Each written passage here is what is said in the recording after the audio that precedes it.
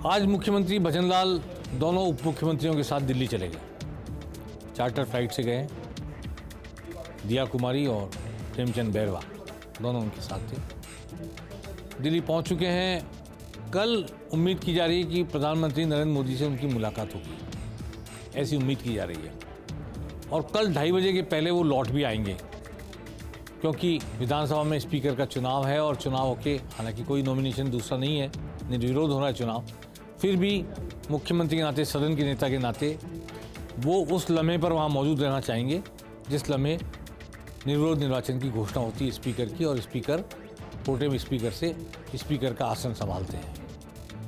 इसलिए उम्मीद की जा रही है कि 2 बजे कल वापस दिल्ली से लौटकर मुख्यमंत्री और दोनों उप मुख्यमंत्री जयपुर आ जाएंगे। अब ये भी कयास हैं कि दिल्ली जा रहे हैं तो शायद कोई लिस्ट मिलेगी, मंत्री कौन से बने जाएंगे, क्या होगा। चारों तरफ अब चर्चा केवल इसी बात की है, कौन बन रहा है और कौन नहीं बन रहा है। और जिस तरह मुख्यमंत्री के बनने पर सब चौंके थे, तो अब हर आदमी निश्चित रूप से कुछ नहीं कह पा रहा। कयास लगाए जा रहे हैं, अटकल लगाई जा रही है, लेकिन हर अटकल को विराम यही कह कर दिया जाता है, क्या पता फिर चौंका दिया जाए, क्या पता फिर कोई नई बात सामने आ जाए, यहीं जाकर बात खत्म होती है। आज मुख्यमंत्री भजनलाल पूर्व मुख्यमंत्री अशोक गहलोत के निवास पे गए। अशोक गहलोत के आवास पर जाकर उन्होंने एक परंपरा का निर्वाह किया।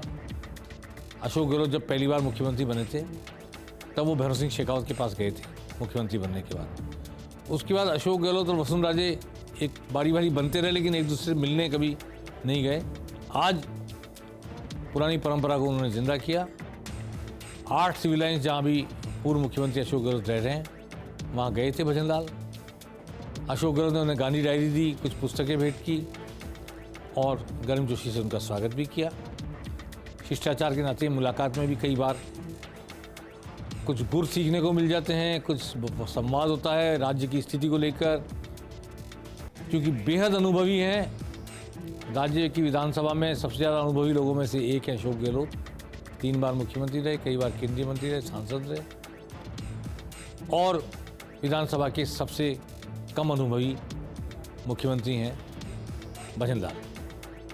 तो देखिए, नए और पुरातन का संगम हुआ, और इस मेल मुलाकात से, और इससे पहले भी जब शपथ ग्रहण समारोह हुआ था, जिस तरह वसुंधरा राजे, गजेंद्र सिंह शेखावत और अशोक गहलोत घुल मिल करके बातें कर रहे थे, उम्मीद करनी चाहिए लोकसभा चुनाव को छोड़ दें, 4 महीने 5 महीने बाद है। उसके अलावा राज्य में दोनों पार्टियां एक दूसरे को कोऑपरेट करेंगी, राज्य को विकास की राह पर ले जाने में मदद करेंगी, अनर्गल आरोपों का सिलसिला नहीं लगेगा, और जहां लॉ एंड ऑर्डर की जरूरत पड़ेगी, जहां नारी उत्पीड़न के खिलाफ कार्रवाई की बात होगी, शायद दोनों पार्टियां एक दूसरे का सहयोग करेंगी। उम्मीद की जानी चाहिए। जिस तरह की शालीनता के साथ आज दोनों की मुलाकात हुई और जिस तरह की शालीनता के साथ शपथ ग्रहण समारोह में अशोक गहलोत मौजूद रहे, अब बात करते हैं हम मंत्रिमंडल की। कुछ नाम मैंने सोमवार को लिए थे, बातचीत में कुछ नाम छूट भी गए, कुछ बातें सामने नहीं आती है। मैं जो बात सबसे इम्पोर्टेंट थी कहना भूल गया था, समय के अभाव के कारण नहीं कह पाया था। एक तो कोई न कोई, कम से कम एक भगवा चेहरा मंत्रिमंडल में जरूर होगा, चाहे प्रतापपुरी हो चाहे महंत बालकनाथ हो, दोनों में से एक महंत जरूर से मंत्री होगा, ऐसा मेरा मानना है। एक पूर्व में है तिजारा, राजस्थान का प्रवेश द्वार अलवर, और एक पश्चिम में है पोखरण, उस तरफ। तो पूरब और पश्चिम में से दोनों या एक कम से कम भगवा चेहरा जरूर से मंत्री परिषद में देखने को मिलेगा, ऐसा मेरा मानना है। ओटाराम देवासी पहले मंत्री रह चुके हैं, राज्य मंत्री रह चुके हैं वसुंधरा राजे की सरकार में, सैम लोढ़ा को हराकर आए हैं। उनकी भी मुझे संभावना लग रही है कि उन्हें मंत्री बनाया जाएगा फिर से, देवासी समाज की दृष्टि से। और सैम लोढ़ा को हरा के आए हैं, इसलिए भी मुख्यमंत्री के सलाहकार थे सैम लोढ़ा। इसके अलावा 2-3 नाम मेरे जहन में और आ रहे हैं। एक नाम तो शैलेश सिंह का मैं लेना चाहता हूं, जो डी कुमेर से विश्वेंद्र सिंह को हराया है। बड़े दिग्गज, कई बार के सांसद, कई बार के विधायक, वर्तमान निवर्तमान कैबिनेट मंत्री के रूप में चुनाव लड़ रहे थे, यशवंत सिंह दिग्गज राजघराने के, उनको हराया शैलेश सिंह ने। शैलेश सिंह जिला अध्यक्ष भी रहे बीजेपी के, बड़ी मेहनत की उन्होंने। और दिगंबर सिंह के बेटे डॉक्टर दिगंबर सिंह दुनिया में नहीं रहे अब, लेकिन उन्होंने बहुत मेहनत की थी। डॉक्टर दिगंबर सिंह ने पार्टी में कैबिनेट मंत्री रहे, स्वास्थ्य मंत्री रहे, तो उनके बेटे शैलेश सिंह को भी के बारे में भी सोचा जा सकता है मंत्री बनाने के बारे में। जगत सिंह नटवर सिंह के बेटे, पूर्व केंद्रीय मंत्री, पूर्व डिप्लोमेट, नटवर सिंह के बेटे जगत सिंह जिला प्रमुख रहे हैं भरतपुर के, उनके भी मंत्री बनने की चर्चा है। लेकिन दोनों जाट समुदाय से आते हैं, तो दोनों में से कोई एक बनेगा, ऐसा मेरा मानना है। अब बालकनाथ अगर बनेंगे, महेंद्र प्रतापपुरी शायद ना बने तो फिर बालकनाथ बनेंगे, बालकनाथ नहीं बने तो महेंद्र प्रतापपुरी, ऐसा मेरा मानना है। दोनों भी हो सकते हैं, क्योंकि अगला चुनाव भगवा लहर पर लड़ा जाएगा, श्री राम मंदिर की स्थापना पर लड़ा जाएगा, हिंदुत्व पर लड़ा जाएगा, ऐसा मानना है मेरा। और उस स्थिति में क्योंकि अलवर में 8 में से 5 सीटें कांग्रेस जीती है, मुझे लगता है कि अलवर को समुचित प्रतिनिधित्व देना पड़ेगा। हो सकता है जसवंत यादव, हो सकता है महेंद्र बालकनाथ।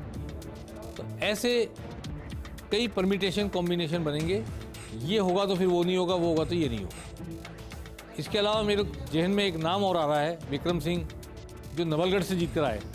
राजकुमार शर्मा को जो है, दिग्गज कांग्रेस के मुख्यमंत्री के सलाहकार, राजकुमार शर्मा को लगभग अजय माना जाता था नवलगढ़ से, कि इन्हें कोई नहीं हरा सकता। 3 बार जीते थे, निर्दलीय भी जीते, बसपा की टिकट पे जीते, कांग्रेस की टिकट पे भी जीते, लेकिन उनको हरा कर आए हैं विक्रम सिंह। और ख़ास बात मुझे वहाँ के लोगों ने बताई है कि राजपूतों को जाट वोट नहीं थे, इस बार जाटों ने राजपूत को वोट दिया। उनकी हार का कारण ये है राजकुमार शर्मा की, कि जो जाट हमेशा वोट देते थे राजकुमार शर्मा को, 3 बार से देते आए थे, इस बार उन्होंने वोट नहीं दिया और ये मानकर बैठे थे कि राजपूत प्रत्याशी है बीजेपी का, तो जाट वोट शायद नहीं देंगे। जाटों ने इस बार उस वहाँ पे जातिवाद के आधार पर वोट होता है शेखावटी में, काफ़ी ये मानना पड़ेगा, तो उन्होंने ऐसा बताया जा रहा है कि काफ़ी संख्या में भाजपा को वोट दिया है और इसलिए राजकुमार शर्मा हार गए। अब देखना ये है कि कल जब मुख्यमंत्री लौट कर आते हैं, क्या उन्हें कोई तैयार की हुई लिस्ट जिस पर चर्चा हो चुकी है काफ़ी बड़ी सभा में, जिसमें सारे बड़े नेता अरुण सिंह भी मौजूद थे, राज जोशी भी मौजूद थे, रायन राठौड़ और सतीश पूनिया भी मौजूद थे, उस सभा में कुछ चर्चा हुई है, कुछ नाम निकल कर आए हैं। अगर वो 15 लोगों के नाम ऐसा बताया जा रहा है फाइनल हैं, तो क्या वो लिस्ट कल उनको दिल्ली में मिलती है और फिर यहाँ पर आकर शपथ ग्रहण होता है? क्योंकि शपथ ग्रहण के लिए मेरा मानना था कि एक बार विधानसभा स्पीकर का चुनाव हो जाए, उसके बाद ही मंत्री पद की शपथ का कार्यक्रम होगा। क्योंकि हो सकता है प्रोटेम स्पीकर 2 पद की शपथ नहीं ले सकते, उनका कोई नंबर हो कालीचरण सराफ का मंत्री बनने में, तो प्रोटेम स्पीकर रहते हुए नहीं ले सकते, तो एक बार वो इस पद से मुक्त हो जाएंगे, तो वो भी मंत्री बनने के लिए उपलब्ध रहेंगे, शपथ ले सकते हैं तकनीकी रूप से।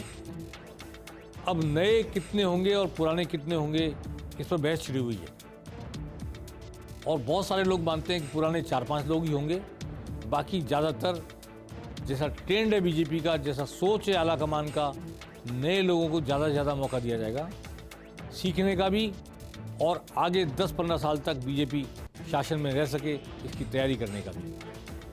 तो आइए देखते हैं, अब कल मुख्यमंत्री लौटते हैं तो क्या कोई लिस्ट लेकर लौटते हैं, और क्या शनिवार इतवार को कोई मंत्रिमंडल का शपथ ग्रहण समारोह होता है या और टलता है। फिलहाल हम सब उतना ही जानते हैं जितना मैं जानता हूं, जितना आप जानते हैं। पेनल्टी कॉर्नर में आज बस इतना ही। नमस्कार।